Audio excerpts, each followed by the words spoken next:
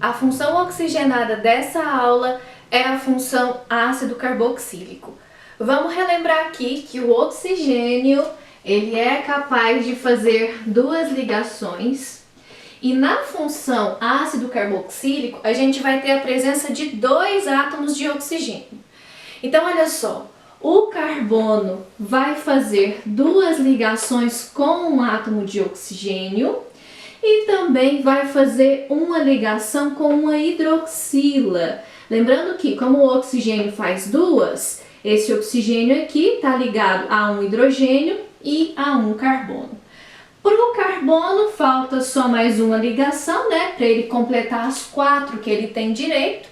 E aqui você pode notar que a gente tem um grupo funcional formado por uma carbonila, que é o C-O, e temos também uma hidroxila, que é formado por esse OH.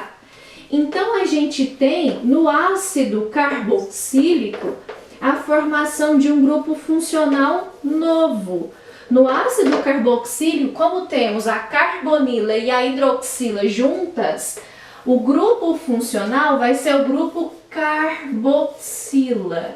E só vai ser ácido carboxílico se a carbonila e a hidroxila estiverem ligadas no mesmo átomo de carbono, tá bom? Se você tiver uma carbonila no começo da cadeia e uma hidroxila lá no final, elas não são ácidos carboxílicos, ok? Não são uma carboxila, então você tem que deixar eles juntinhos no mesmo átomo de carbono. Olha só aqui embaixo um exemplo famoso de ácido carboxílico.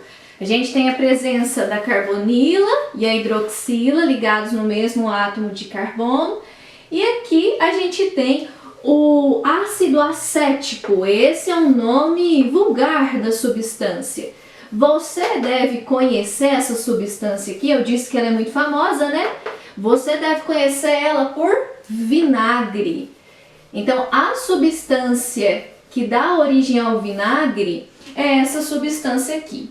Agora a gente vai ver como é que faz para nomear esses ácidos carboxílicos de acordo com as determinações da IUPAC. A nomenclatura dos ácidos carboxílicos segue o seguinte padrão. A gente vai começar colocando a palavra ácido antes do prefixo, o prefixo que indica a quantidade de átomos de carbono, o infixo, o tipo de ligação que está ligando esses átomos de carbono, e no final a gente vai colocar o sufixo. O sufixo para essa função orgânica de ácidos carboxílicos é oico, ok? Então olhe para esse exemplo aqui. Aqui eu estou representando as estruturas por meio da fórmula estrutural de traços, certo? Que vão evidenciar somente as ligações entre os átomos de carbono.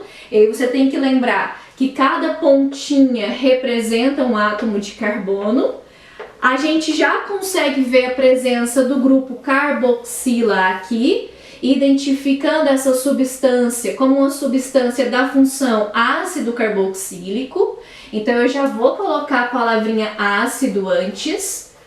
O prefixo, que é a quantidade de átomos de carbono, a gente tem 1, 2, 3, 4, 5, 6. Qual que é o prefixo para 6 átomos de carbono? X. O infixo, que é o tipo de ligação, é simples, ó, repara aqui, tem que ser entre os carbonos, tá? Essa dupla com o oxigênio aqui não conta, é só entre os carbonos. São todas ligações simples, então a gente vai colocar AN. E no final eu coloco o oico para indicar que essa substância faz parte da função ácido carboxílico. Então esse ácido aqui é o ácido hexanoico. O nome comum dessa substância, que não segue a regra da IUPAC, é ácido caprílico e ele é encontrado na gordura das cabras, tá bom? Essa aqui de baixo, de novo, a gente tem a presença de uma hidroxila, tá vendo?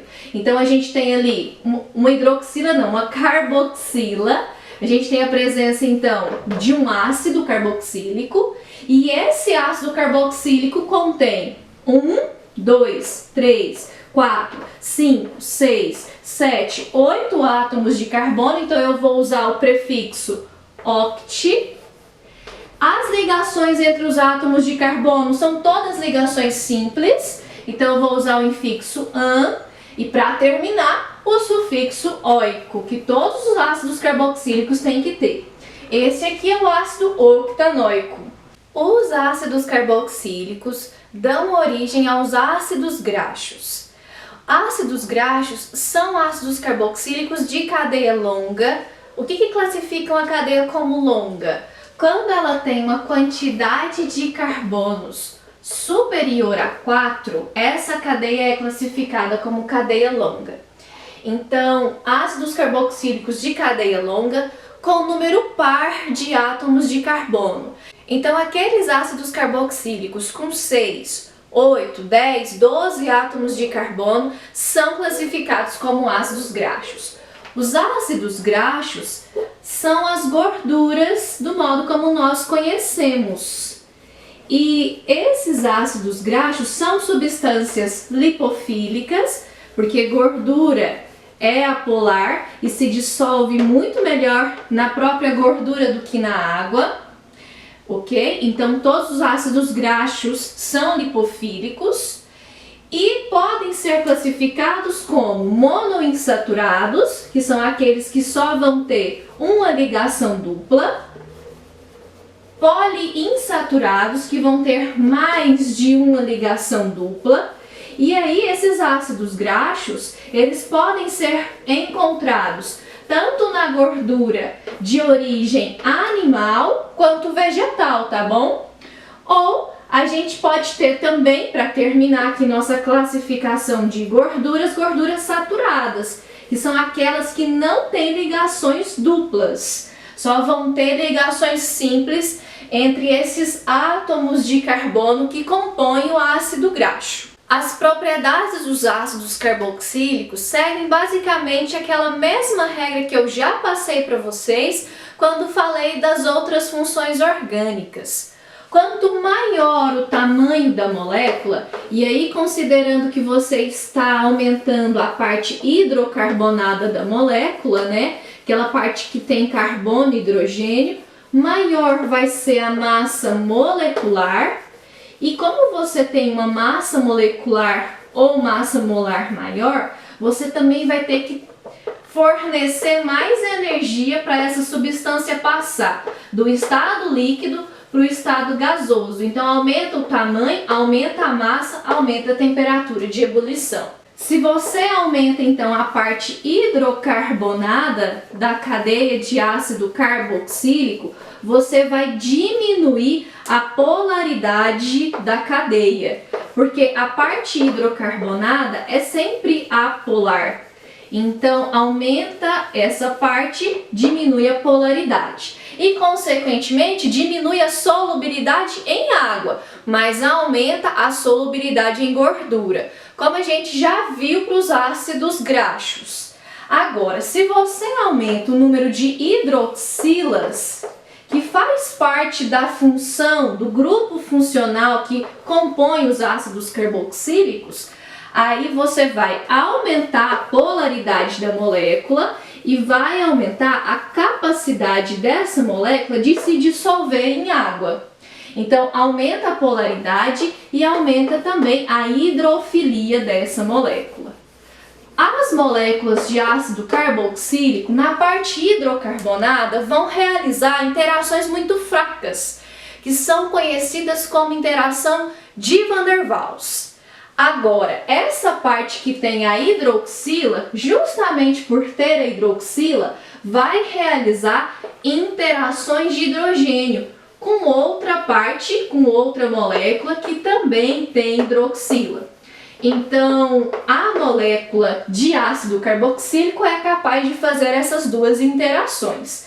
Quanto maior o número de hidroxilas que você coloca no ácido carboxílico, que você observa ali, maior o número de interações de hidrogênio, o que ocasiona um aumento no ponto de ebulição também.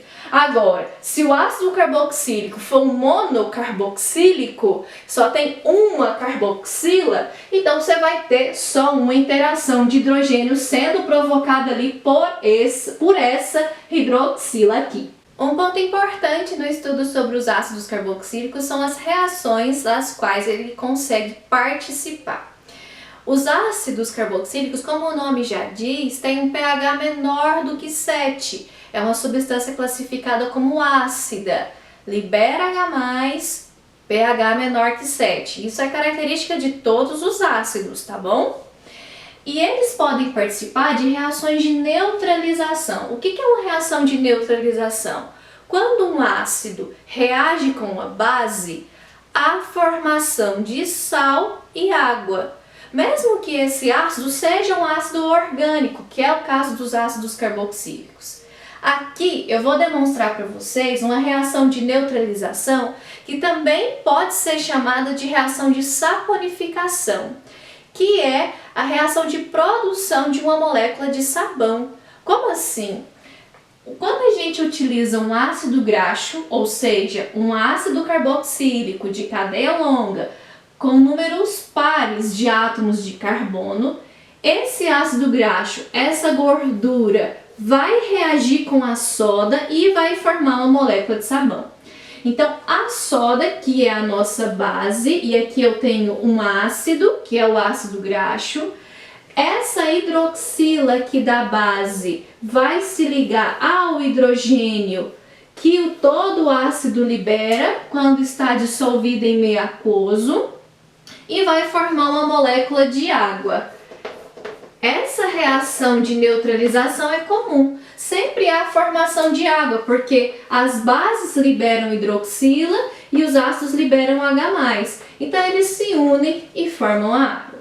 Das partes que sobraram, a gente tem, na parte do ácido, uma molécula que apresenta 12 átomos de carbono, ok? E aqui o oxigênio que ficou com o seu par de elétrons, porque o H saiu. E na base a gente tem a presença do sódio, porque a hidroxila saiu da base, então ficou só o sódio positivo. Esse sódio positivo vai ser atraído por esse par de elétrons do oxigênio e aí a gente vai ter a formação de um sal orgânico, um sal de ácido carboxílico. Essa reação de gordura com soda é a reação de produção de sabão, que nossos avós, nossos ancestrais faziam há muito tempo. Então aqui a gente tem a produção de uma substância que consegue nessa parte dissolver muito bem a água, se dissolver muito bem, em água. Vamos pegar esse oxigêniozinho aqui também que eu estou esquecendo dele. Uma parte polar. E nessa caldinha aqui, com mais de 9 átomos de carbono, veja, gente, para não desenhar a cadeia tão comprida, eu coloquei aqui uma abreviação, tá? A gente vai ter a parte apolar. E uma molécula de sabão, ela sempre tem que ser assim, ela sempre tem que ser anfifílica, porque ela tem que se dissolver na água e quando ela se dissolve na água, ela consegue carregar uma gordura. É muito comum estruturas como essas serem representadas de maneira cabeça-cauda. Essa parte da cabeça é a parte polar, que se dissolve em água. Essa parte da cauda é a parte apolar, que se dissolve em gordura. Quando a gente junta várias estruturas parecidas com essa daqui, várias estruturas anfifílicas como essa daqui, então, por exemplo, eu vou ter aqui a cauda e a cabeça juntas formando como se fosse uma florzinha. Você tem ali uma estrutura micelar, uma micela, que promove a solubilização da gordura no centro da micela e a solubilização dessa gordura que está sendo carregada pela micela em água, porque essa parte da cabeça vai se dissolver em água ou em qualquer outra substância polar e carregar a gordura cano afora, ralo afora ou qualquer outro carreador que você tiver utilizando aí para limpar, por exemplo, o prato na hora de lavar a louça, para limpar a maquiagem, que é muito comum a utilização dessa estrutura de água micelar, porque tem a presença dessas substâncias. De um lado, polares, que se solubilizam em moléculas polares, hidrofílicas, E de outro lado, apolares, que se solubilizam em gordura.